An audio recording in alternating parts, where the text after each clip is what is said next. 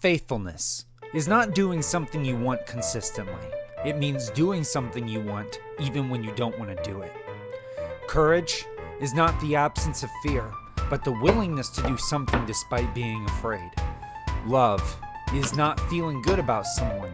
It's caring about someone even when you don't feel good about them. Patience is not simply waiting for something you want. It's resisting the temptation to go after something that's not as good because what you want has not arrived yet. And being those things, well, it does not come naturally. That's why it's called maturity, because nobody's an adult the day they're born.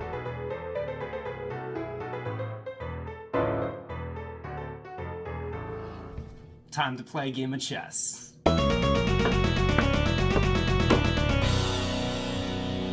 Hello friends, welcome back to Chess Pastor, because oh my goodness, it has been a hot minute. In case you can't read, that says 2 months. But I'm still Pastor Timothy, and I'm still here to teach you how to beat your best friend at chess and life at the same time. Actual footage of my best friend and life beating the living chess piece out of me for the last 2 months. And we are going to talk about the Rook next time, because I think it's really important that we discuss the value system. This one, which also happens to still be the Chess Pastor's most popular video, because apparently only 12 people went to beat their best friend at chess and life at the same.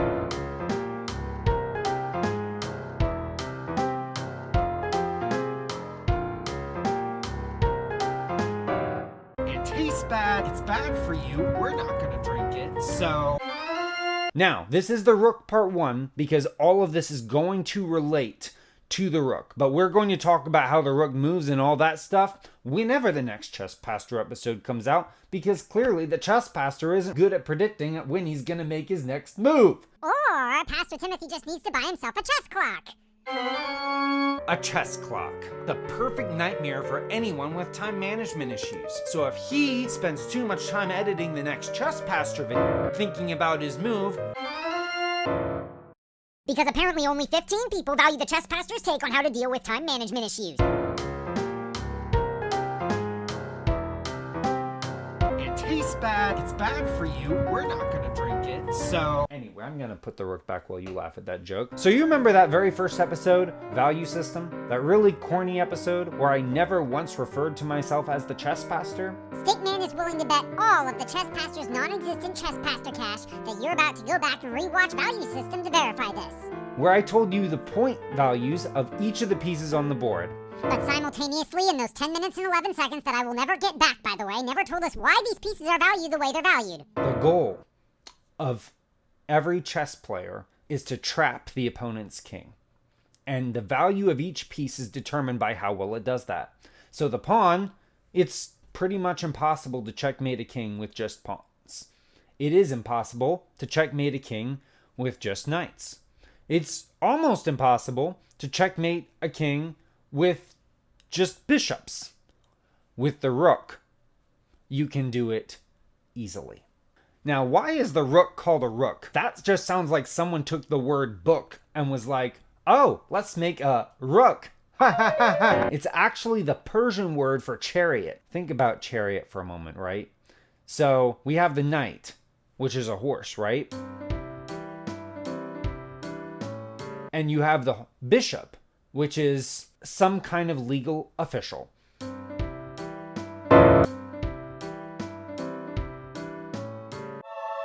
You take a chariot, and you have two horses driving a cart that carries a legal official.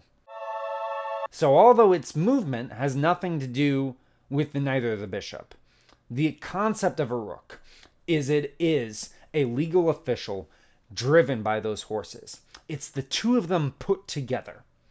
And I love that. And you know why?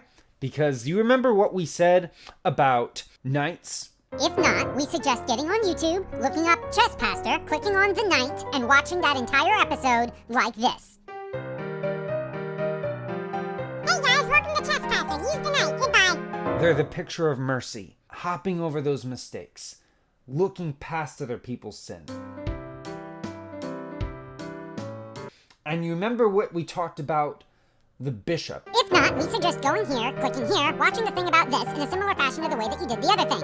Honestly, it's pretty straightforward when you think about it, and if you're one of those people who doesn't know how to use computers, we suggest calling your kids, demanding they help you, having them pull up YouTube, click on Chess Pastor, and enable you to watch the video like this. Where it's a picture of justice. You've got that black and you've got white. So, what Pastor Timothy is trying to say is that the rook is called the rook because it's meant to represent what happens when you take the strengths of the knight and the bishop and put them together. Well, the Bible actually talks about justice and mercy.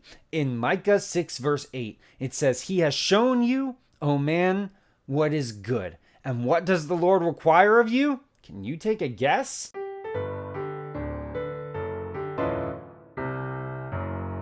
But to do justly, to love mercy, and to walk humbly with your God. Did you notice 2 words in there? Justice, mercy.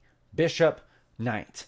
But notice something here. It says to do justly, but to love mercy. I picture a person who's married with a lot of friends. How does a person make friends?